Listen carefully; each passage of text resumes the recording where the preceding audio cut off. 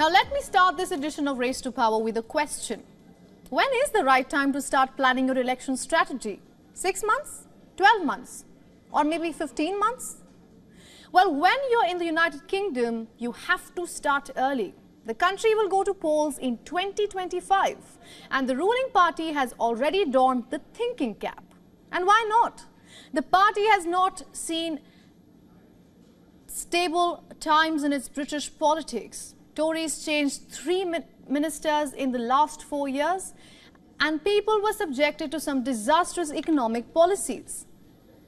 And the constant chaos has thrown the party's future into a limbo.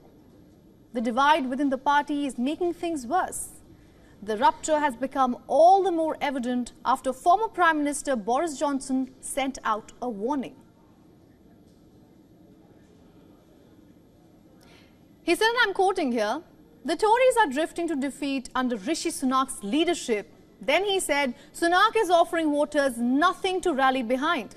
He did not stop there. He added, people voted for change in 2019 and they are drifting back to Labour in those Brexit seats because they are not seeing a changed government.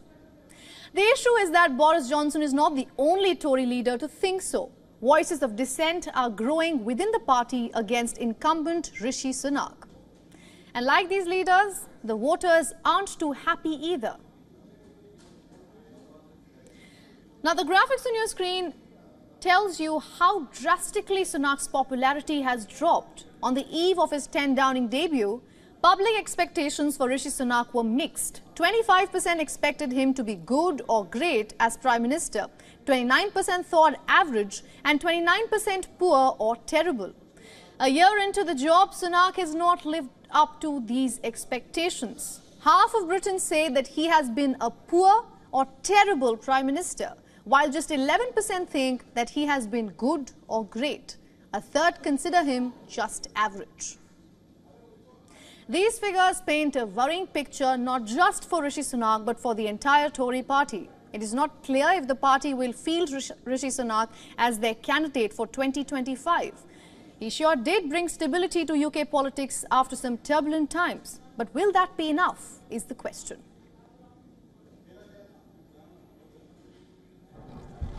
Here he comes, Anita. This is Rishi Sunak, the new Chancellor.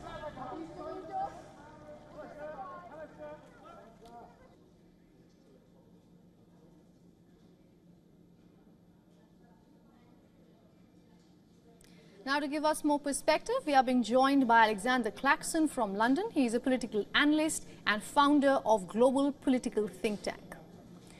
Welcome to the broadcast, Alexander. Thank you. So we have two things here. We have the voices within the Tory party, but we also have the popularity poll, neither of which are looking very good for Rishi Sunak. How likely is it that the Tory party will field Rishi Sunak as their prime ministerial candidate for 2025? I think it's very likely since the election, as you mentioned at the beginning of the program, coming up relatively soon by British standards. And of course, Britain has been through quite a turbulent time over the past few years. There's been so many changes in prime ministers, starting from Boris Johnson and then Liz Truss, who was only in power for a very, very short time. And now we have Rishi Sunak.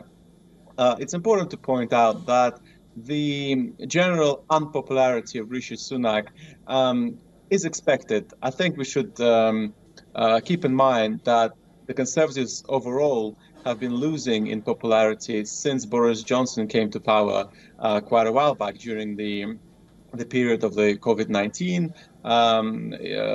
time.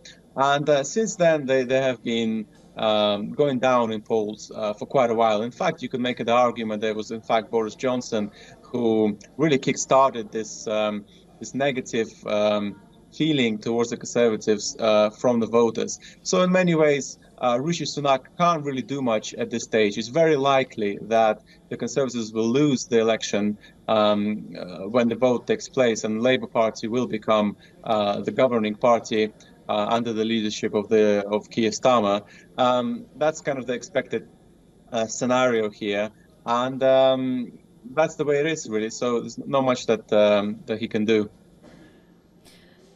Right, Alexander. For those of our viewers who are just joining us in, we are trying to decode the UK politics at the moment. Now, it's important to mention here that the general elections in the United Kingdom are slated for 2025. So we have a lot of time to go on. But why we are discussing it in tonight's cover story for Race to Power is because two things that give strength to any candidate for that matter are your own party leaders and of course the voters, which at the moment does not seem to be suiting Rishi Sunak. Alexander, if I could quickly go back to you.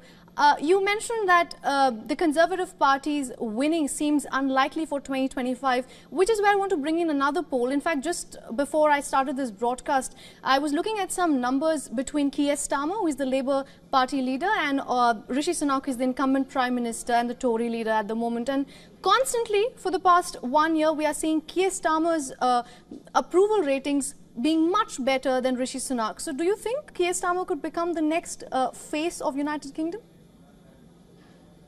I think it's pretty much guaranteed that Keir Starmer will be the next Prime Minister.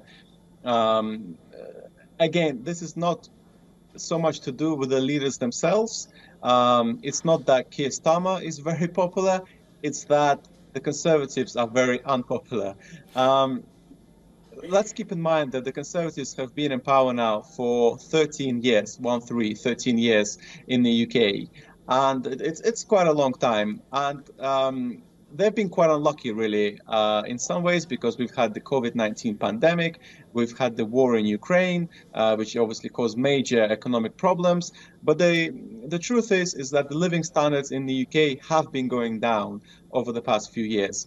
And really, when it comes to the elections, the voters always ask the question, am I better off now than I was a few years ago?